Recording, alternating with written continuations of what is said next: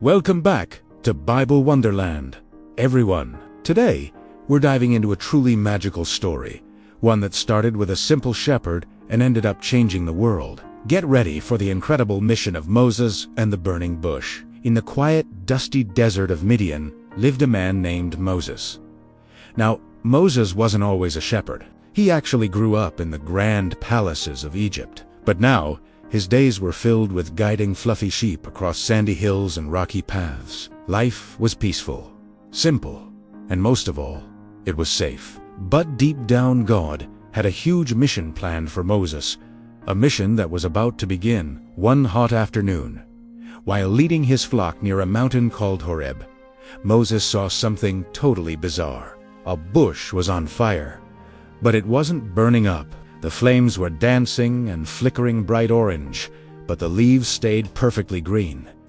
The branches were completely unharmed. Moses blinked, rubbed his eyes, and took a hesitant step closer to see what was going on. Suddenly, a voice, as powerful as thunder but as gentle as a whisper, called out from the flames, "Moses, Moses." Moses froze, right where he stood. "Here I am," he managed to whisper back, his heart pounding in his chest. "Take off your sandals," the voice commanded, "for you are standing on holy ground." It was God, speaking directly to him from inside the burning bush. "Moses," God continued, his voice full of compassion, "I have seen the suffering of my people in Egypt.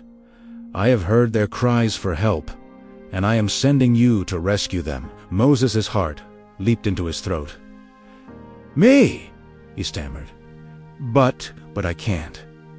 I'm not brave enough to do that.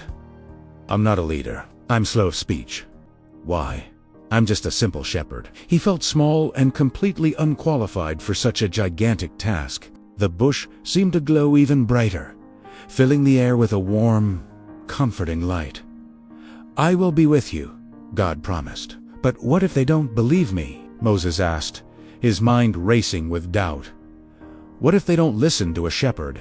God decided to show Moses just how powerful his help would be. "Throw your staff on the ground," God said. Moses obeyed, and instantly, the wooden staff transformed into a wriggling, hissing snake.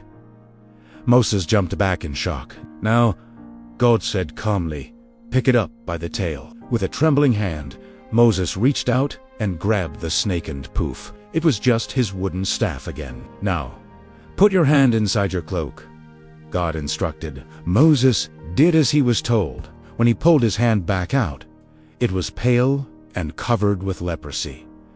It looked sick. He gasped. "Put it back in," God said. Moses tucked his hand back into his cloak, and when he pulled it out a second time, it was perfectly healthy, completely healed. "Moses," God said gently, "I chose you. I will teach you what to do. I will guide you where to go, and I will give you the exact words to speak. You are not alone in this."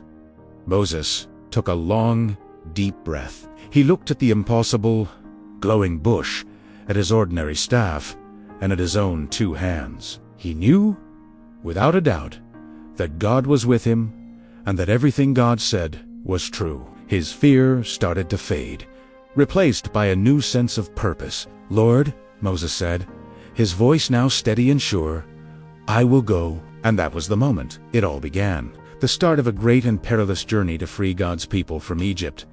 Moses had no idea about the incredible adventures, the terrifying dangers, and the mind-blowing miracles that lay ahead of him.